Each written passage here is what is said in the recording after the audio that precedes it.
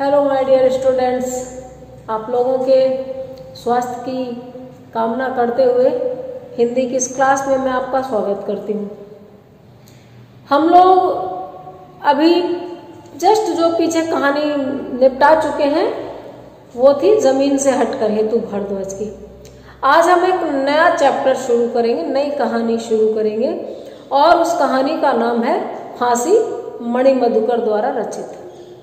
मणि मधुकर राजस्थानी साहित्यकारों में अग्रणी स्थान रखते हैं। 1942 ईस्वी में मणि मधुकर का जन्म हुआ था और 1998 में इनका देहांत हुआ था। राजस्थानी काव्य संकलन पग फेरो लिखने के लिए 1975 में इनको राजस्थान साहित्य अकादमी के पुरस्कार से सम्मानित किया गया था। सफेद मेमने, मेरी स्त्रियां, ढोला पोलमपुर जैसी इनकी अन्य बहुत ही महत्वपूर्ण रचनाएं हैं। और राजस्थान के चूरू जिले में कालरी से इनका पैतृक संबंध था। जहां खड़े होकर मैं ये वीडियो बना रही हूँ उस जगह को ये सुशोभित कर चुके, उस जगह ये रहे हैं। यहाँ आज भी इनका एक निवास स्थान है। अपने बोल्ड लेखन के लिए काफी चर्चित भी रहे।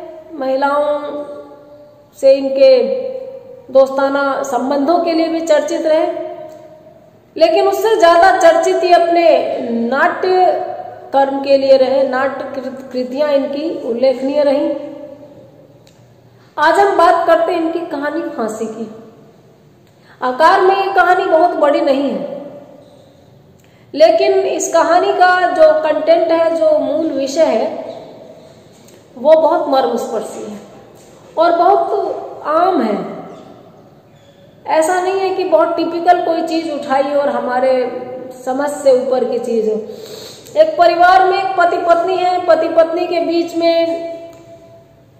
अवैध संबंधों का निराधार शक है। उस शक के आधार पर परिवार बिखर जाता है। छोटे भाई के साथ में अपनी पत्नी के नाजायज संबंधों के शक में न सिर्फ लड़की का पति अपने भाई की हत्या करता है, बल्कि अपनी पत्नी के दोनों पैर भी काट देता है, जबकि ऐसा संबंध था नहीं। और एक छोटा सा बच्चा है, खुद जेल में है, फांसी की सजा तय हो चुकी उसके लिए। लड़की का बूढ़ा बाप, उसके नजरिए से पूरी कहानी को देखा गया है। मुख्य पात्र में उसको दिखाया गया है और कहानीकार ने मैं शैली में इस कहानी को लिखा है, आत्मकथात्मक शैली में लिखा है। एक कुली के रूप में उस लड़की के पिता से जो बातचीत होती है, उसी के माध्यम से पूरी कहानी आगे बढ़ती है।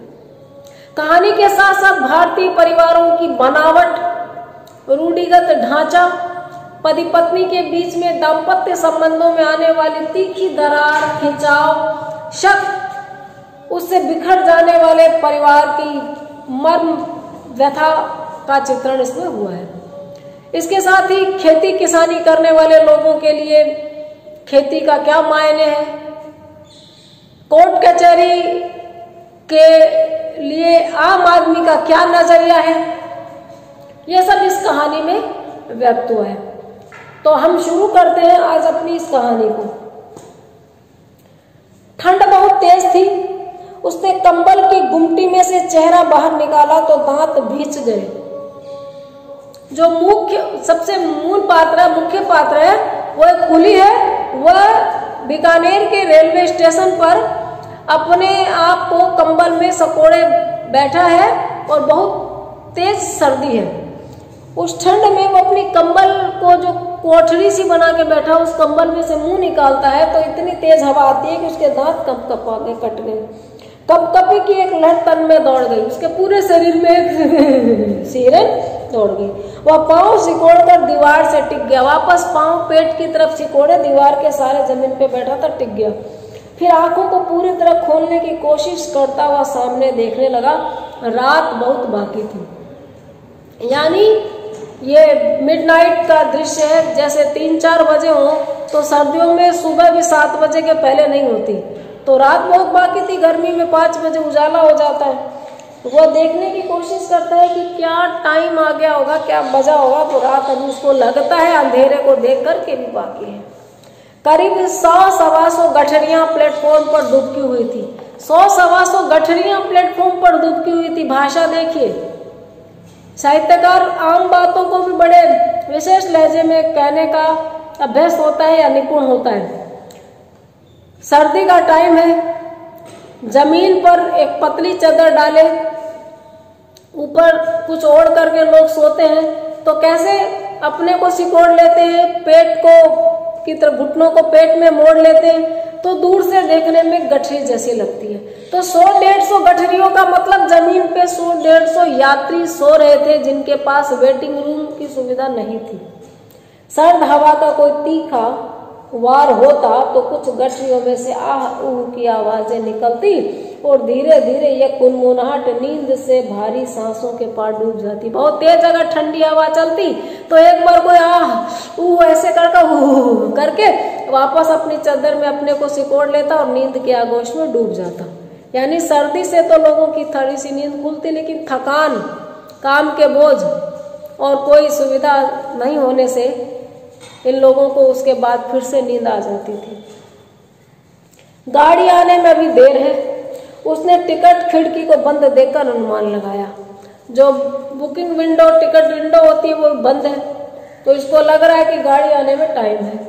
हम कई बार स्टेशन पे समय से पहले पहुंच जाते हैं तो देखते हैं कि टिकट घर में कभी कहीं पर भी कोई नहीं है, विंडो शट डाउन है, ये भी यही देखता है।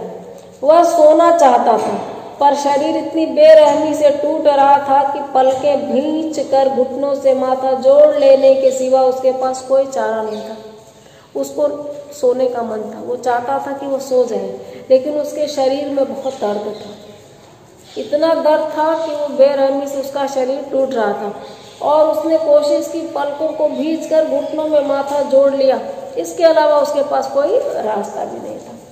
कभी थकान ज्यादा हो जाती थी और तब अपने अंग अंग की तोड़ मरोड़ को समेटते हुए सिर्फ झपकियां ही ले पाता था।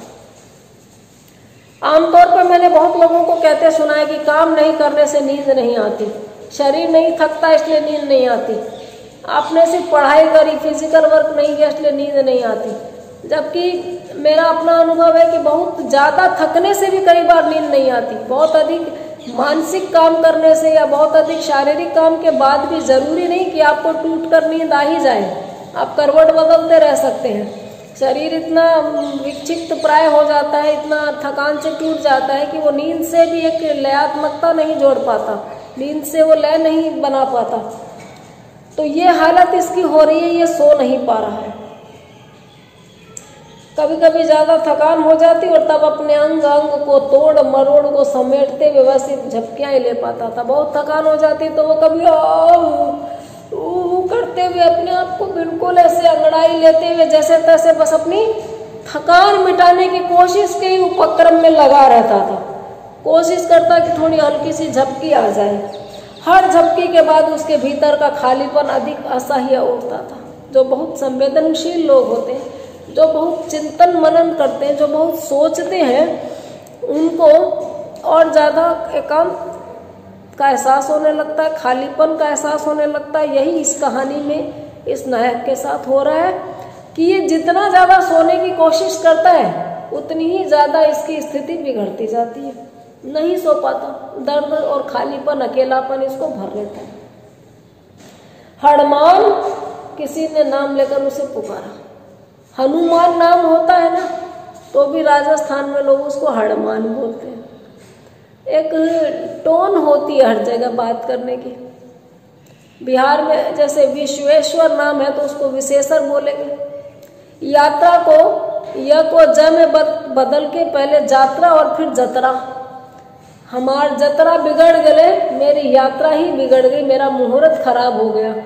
तो यात्रा कैसे जतरा में बदल गई, ठीक उसी तरह से यहाँ हनुमान हड़मान में बदल जाता है। आवाज लगाई किसी ने, हड़मान क्या है? वह झुंझला के बोला। आवाज गले की नसों को तड़कती हुई निकली। इतनी देर से ठंड में चुप था, गला बंद था, अचानक बोला तो जैसे गले की नसों को तड़कती आवाज बाहर निकली। उसने अपने पर काबू करना चाहा पर खांसी खड़ी हो गई थी। क्या है बोला ना। एकदम से बहुत कोशिश करना चाहा, लेकिन इसकी खांसी छिड़ गई, खांसी खड़ी हो गई। मानी इसकी खांसी की पुरानी बीमारी थी, वो दबी थी, इतने दबी थी, अब वो छिड़ गई तो बंद नहीं हो रही। जिसने इसका नाम पुकारा था वो कहता है, तू कोई दवा क्यों नहीं लेता। खांसी थमने पर हनुमान ने सिर उठाया। बंदे था जो आया था, उस व्यक्ति का नाम था बंदे। टाट की रजाई में लिपटा हुआ, उसने टाट की रजाई में खुद को लपेट रखा था, बोरी की रजाई सीम करके पहन रखी थी। रेलवे कंपाउंडर से इलाज कराया था, फायदा नहीं हुआ। रेलवे में अस्पताल होते हैं, पार्क होते हैं, स्कूल भी होते हैं, तो वो कहता रेलवे कंपाउंडर से मिला था, नहीं हुआ फायदा। हनुमान ने मुंह में इकट्ठे कफ को बगल में थूक दिया। ये बड़ा जुगुप्सा सा जगाता है, घृणित लगती है कुछ चीजें पढ़ने में, बोलने में, लेकिन कहानीकार बख्शता नहीं है किसी मनोभाव को। तो कफ आ रहा था इसके, तो इसने उसको बगल में ही थूका। और बंदे बोलता है, तू एक रोज मेरे साथ लालजी साईं के पास चलना, उनके पानी से बड़ी बड़ी बीमारियां ठीक हो जाती है। ये कोई शाणा, ओझा, गुणिया, इनकी बात हम करते हैं। किसी को पी लिया हो तो उसकी दवाई के साथ बोलेंगे झाड़ा लगाता है, वहां झाड़ा लगवा के लाएंगे। बच्चे को बुखार है तो मंदिर में पंडित जी झाड़ा लगाएंगे, गाय की पूंछ से झाड़ा दिलवाएंगे। आपके कोई व्हाइट स्पॉट है, चेहरे पे सफेद दाग है, तो बोलेंगे किसी फला देवता की फेरी लगा लो, उनकी धोक लगा लो, ठीक हो जाएंगे। तो अपनी अपनी मान्यताएं हैं लोगों की। आप लोगों की आस्था पर चोट पहुंचाना मेरा मकसद नहीं है। साइंस से हमारा कम ही लेना देना है। साइंस पढ़ाना और साइंटिफिक टेम्परामेंट होना दोनों दो अलग अलग चीजें हैं। तो यहाँ पर इसको बीमारी कुछ और है, इसके खांसी है, संभवतः टीबी होगी, लेकिन क्योंकि गरीब लोगों को खाने को भी मिलता नहीं, आराम मिलता नहीं, और टीबी इसका बहुत बड़ा कारण है कि आप एक्सेस फिजिकल वर्क करें और आपको डाइट नहीं मिले, रेस्ट नहीं मिले। लेकिन ये इसको बोलता है कि एक रोज मेरे साथ लालजी साईं क्या चलना। लालजी साईं नाम का कोई व्यक्ति है, वो पानी देता है थोड़ा सा, उस पानी से ही लोगों की बीमारियां ठीक हो जाती है। हनुमान कुछ नहीं बोला, हनुमान ने जवाब नहीं दिया। अब ये दोबारा बोलता है, ला चौवानी दे। बंदे ने कहा, अहमद ने मंगवाई है। बंदा बोलता है कि चौवन्नी दे दे, अहमद ने मंगवाई है।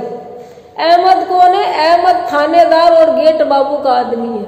थाने के एक आदमी की नियुक्ति, थानेदार की नियुक्ति स्टेशन पे होती ना, रेलवे पुलिस, और गेट बाबू गार्ड।